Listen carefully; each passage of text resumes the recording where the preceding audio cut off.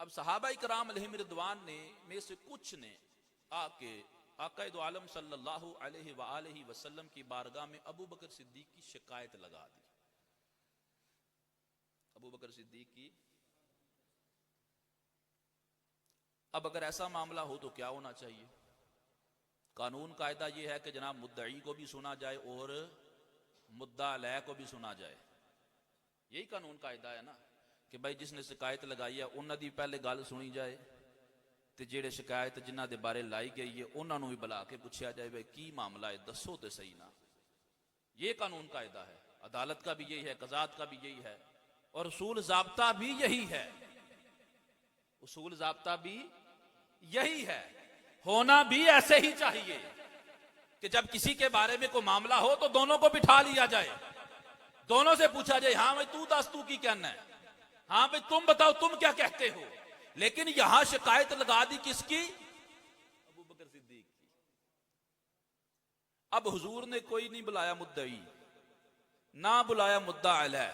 آقا دو عالم صلی اللہ علیہ وسلم نے فرمایا دعو لی صاحبی, میرے ابو بکر کو میرے لیے چھوڑ دو, میرے ابو بکر کو میرے لیے چھوڑ دو. اللہ تبارک و تعالیٰ نے مجھے دین حق کے ساتھ بھیجا اور قرآن کے ساتھ بھیجا, یعنی اقرا بسم ربک الذی خلق نازل ہوئی, قرآن نازل ہوا. حضور نبی کریم علیہ الصلوۃ والسلام نے فرمایا اللہ نے جب قرآن نازل کیا مجھے دین عطا فرمایا, میں نے تم لوگوں کے سامنے قرآن پڑھا, تم نے کہا کذبتا, لیکن ابو بکر نے کہا صدقتا. تم لوگوں نے مجھے جھٹلا دیا, لیکن سب سے پہلے جس نے میری تصدیق کی تھی وہ ابو بکر صدیق کی تو تھا.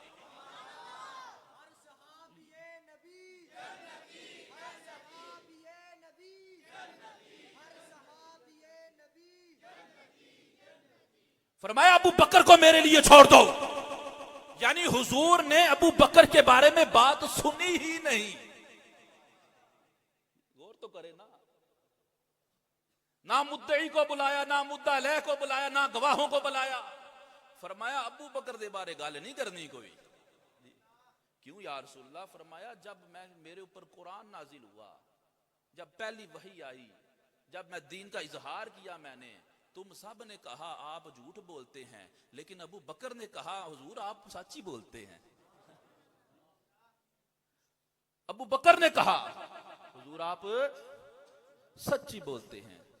وہ پہلا مددگار, پہلا صحابی, نبی نے جسے ہر قدم پہ دعا دی, وہ افضل بشر بعد از انبیاء ہے, وہ جانے صداقت, وہ جانے وفا ہے. فرشتے اسی کی اداؤں پہ عاشق, اسی کی نماز دعاؤں پہ عاشق. صحابی وہ ایسا اماموں سے اعلیٰ, محمد سے ہر دم وفا کرنے والا, وہ صدیق اکبر کہ جس کا لقب ہے وہ پہلا خلیفہ, وہ پہلا عرب ہے.